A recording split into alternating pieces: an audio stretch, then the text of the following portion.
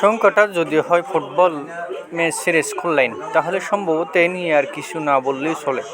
প্রায় সবাই জানেন বিখ্যাত এই স্কোর লাইনের মর্ম।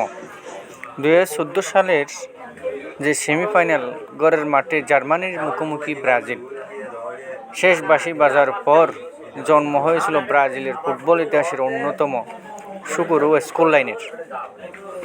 বেলো হরিজেন্টের মেনারাইনে স্টেডিয়ামে সেদিন স্বাগতিকদের জালে গুনে গুনে 7 গোল করেছিল জার্মানি।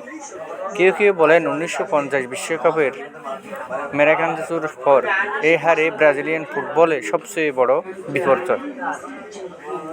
ম্যারাকানাজুর মতো এই হারকেও ম্যারাকানাজুর নামে স্মরণ করিয়ে রেখেছেন ব্রাজিলিয়ানরা।